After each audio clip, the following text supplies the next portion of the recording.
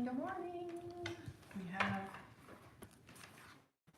at the house, so we don't have a Zoom going on this morning. I apologize for that, but we're on here. We're live on YouTube, we're live on Facebook, and I'm surrounded by beautiful. So happy to be here, so grateful to be here. October the 30th of 2018, we're reading in Lamentations. Once again, contrasts for us the difference in what Jesus did for us. And you know, I grew up my whole life hearing about Jesus. I grew up my whole life that, you know, Jesus loves, that he died on the cross for me, that my sins are forgiven because of Jesus. But I'm just now, even in these last years, really understanding the contrast of what it must have been like here on this earth before Christ versus what it's like to live in the timeline that he chose me to be in. He literally changed everything for us. You know, when God created us, he created us with free will. He didn't make us puppets. To have somebody love you because they feel like they have to love you. He didn't put Adam and Eve in the garden and have strings on them and said, okay, now you will do this and now you will do. He freed them in that garden, and he gave them a choice so that they could choose.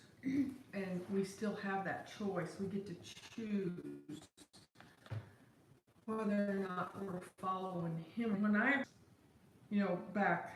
am the one, verse 1, Lamentations 3:1, I am the one who has seen the afflictions that come from the rod of the Lord's anger. God has led me into dark all night light. He has turned his hand against me again and again all day long. He has made my skin and flesh grow old. He has besieged and surrounded me with anguish and distress. He has buried my place like those long dead. He has locked me in and I cannot escape. He has bound me in heavy chains. And though I cry and shout, he has shut out my prayers. He has blocked with a high wall. You know, there are times in my adult life I felt that way, but that wasn't the truth. The truth is that Jesus Christ changed all of that for us.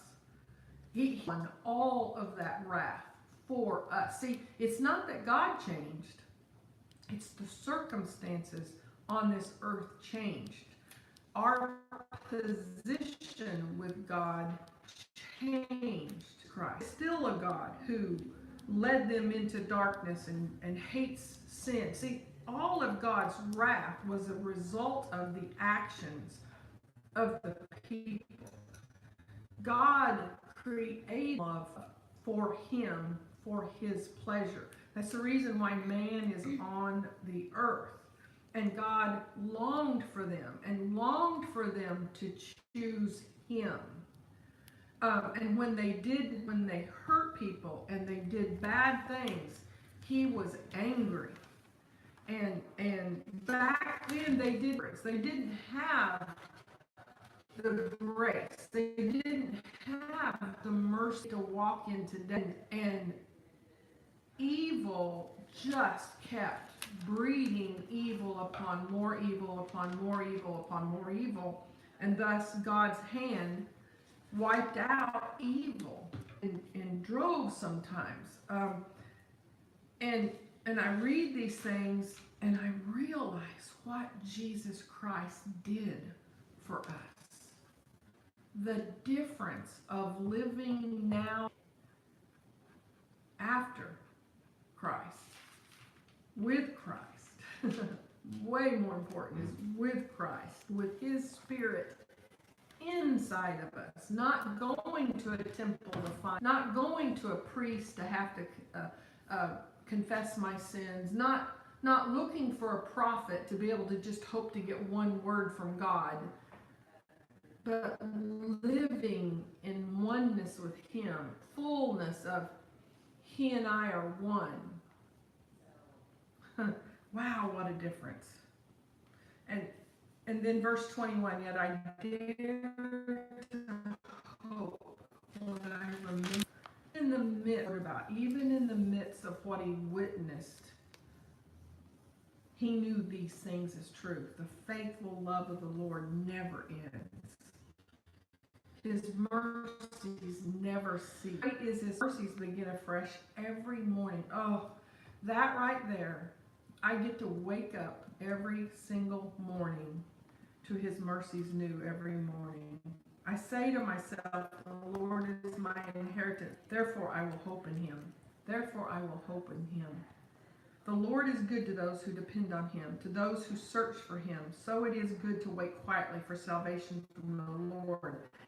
And it is good for people to submit to the yoke. Then in verse 40, instead, let us test and examine our ways. Let us turn back to the Lord.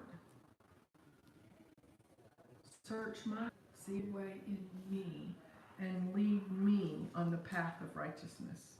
Verse 58, Lord, you've come to my defense. You have redeemed my life.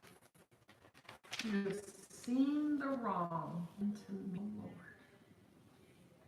Whoever it is that does wrong to you, God sees it. There is nothing hidden from him. He is our Redeemer. Vengeance is mine. If somebody speaks aught against you, let God take care of it. Don't feel like you have to fix it. We were just talking at the table this morning about really and truly, I think if we sum it up, live and let live, about how hard it is when somebody walks into the room and they're obviously not in the same kind of a mood you're in, and how we want to take that on and we want to fix it, and we feel like it's our job and it's not for somebody. It's okay for somebody to be angry. I mean, it's quite okay that Tom Inman wakes up grumpy once in a while. He rarely ever does. He might get grumpy other parts of the day, but Tom Inman wakes up happy every single day. But he gets grumpy. And it took me a long time to understand and learn that I don't have to fix it. His mood every single day, even though we are married, not dependent on me. He's actually taught me he can be grumpy, and it have absolutely positively zero to do with me. And the neat part is that even if it does, these truths are still truth. Lord, you've come to my defense. You've redeemed my life. You've seen the wrong that's been done to me.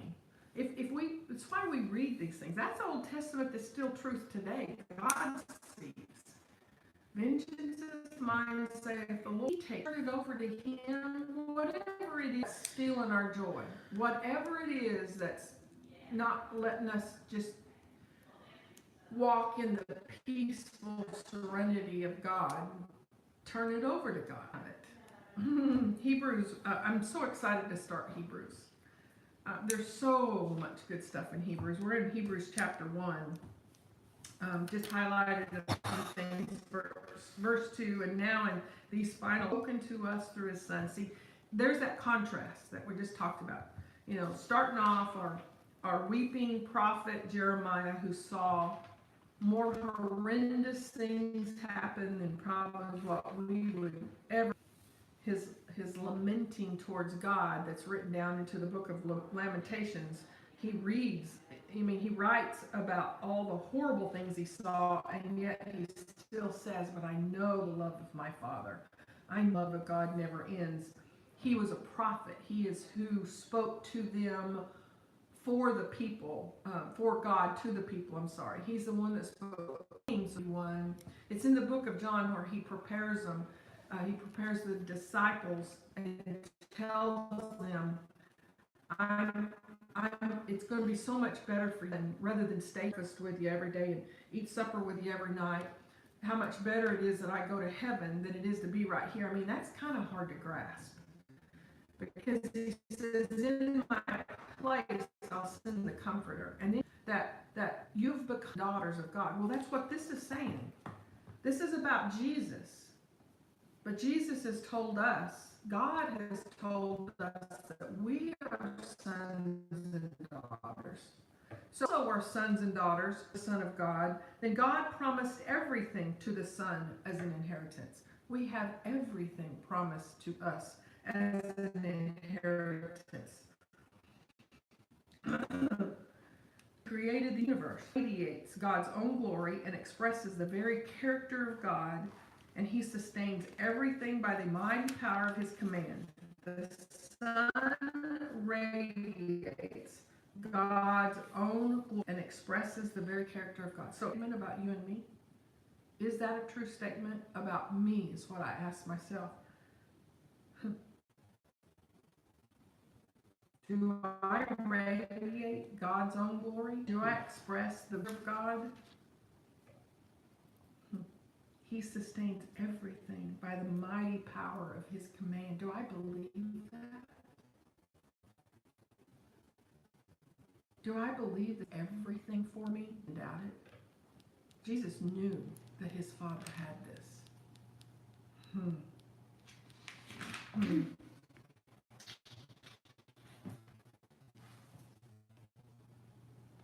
And then I'll because Hebrews goes on, in case anybody's ever had any doubts. I have. There was a time in my life that I doubted. I probably read the scriptures, but I didn't really know if there was really or not. But praisers.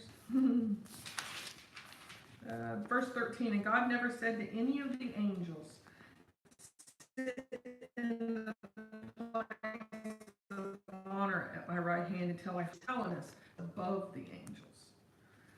So God never said to any of the angels, sit in the place of honor at my right hand like I've told Jesus to. Until I humble your enemies, making them a, that's given to us, our enemies, a footstool under our feet. Therefore, angels are only servants, spirits sent to care for people who will inherit salvation. Very, very dear man that was in a car wreck, a motorcycle wreck this week that was a fatality, and this man that is like a son to me, and motorcycle and the car hit his car. He never even felt his car move, and all of us knew that the angels had a hold of that car and steadied it, and kept it from flipping, kept it from going head over. There's definitely angels looking out for us, and I thank you, Father, for that. And I thank you guys for this terrific Tuesday and for being here with us. And so you guys